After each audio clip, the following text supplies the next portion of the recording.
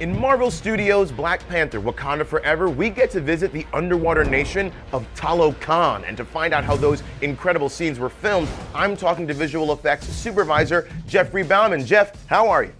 I'm very well, Langston. Thanks for having me. I appreciate it. Great to have you. Now, I heard that for the underwater scenes in the film, you actually shot underwater. Now, why did the team choose to take on that challenge?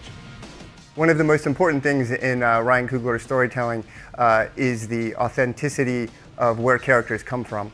And I think part of that here is combining an underwater world with a culture that we can all relate to. Early on, Ryan had made it clear that he wanted to shoot as much as possible underwater.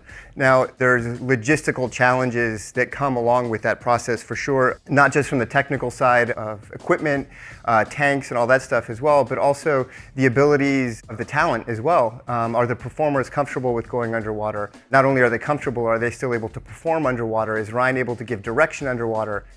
It was quite a challenge, both due to the physics of being underwater, as well as the visual aspects of storytelling, of color and cameras underwater. So it was a big challenge to show strength, movement, speed, and all of those aspects underwater, while at the same time staying true to MCU expectations, if you will.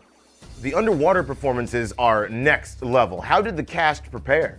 We often shot, whenever possible, an entire scene underwater with our performers after they'd gone through rigorous training with our stunt department in order to hold their breath for, multitude of minutes, 3, 4, 5, 6 minute long breath holds in a tank for them to understand how to move in water. And the thought was, even if we did then transition into a dry for wet world, there would be a little bit of muscle memory that was there for how they had to move around. Chris Dennison, our underwater stunt coordinator, and our marine team and the safety team did an amazing job of making all of the performers feel comfortable in water. It was a multiple week-long process of them just coming to the tank, hanging out at the surface, learning how to do their breath holds. It's methodical, but it's also somewhat meditational in a way, where you need to kind of really get your mind to relax and be at ease as you hold your breath. So, once the actors were ready to go, how did the production team go about shooting the underwater scenes?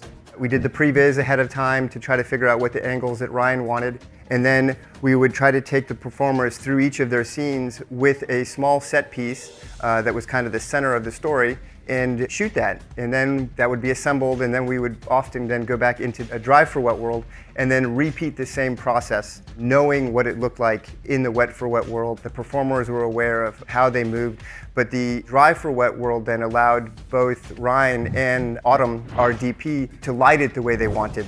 So there was then the ability for them to be able to interact with the performers in a way that you don't necessarily have underwater. When Namor tells the Talokan that they're going to go attack Wakanda, the dry for wet world was his throne room, and it was essentially a backing that the art department had built, knowing that we probably had to replace a bunch of the set, costumes, etc. So with so many visual complexities of water, how did the team apply visual effects to create the underwater look of these scenes? We needed a baseline for us to understand what water looked like. It's a place that some of us are familiar with, but in the depths of the sea, it's still a very unfamiliar world for most of us. We tried to really, again, jump back to those early tests and use those as our guide for what water should be like, and what the lighting of the CG world should be like as well.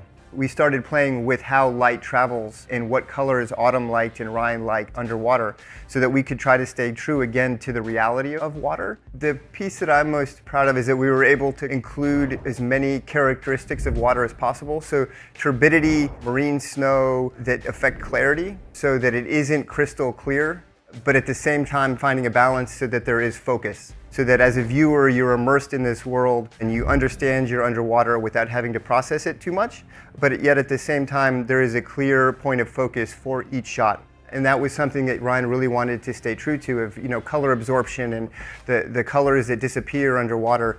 And I think because we did that early on, it allowed us in post to continue to sit with the studio and the rest of the filmmakers to kind of show what underwater truly looked like. And I think that was something that I believe for the most part we were able to deliver on pretty successfully. I'd say so. You and the team did an incredible job, Jeff. Thank you so much for chatting with us, and all of you at home, make sure to rewatch every moment of underwater action in Marvel Studios' Black Panther: Wakanda Forever, coming soon exclusively to Disney+.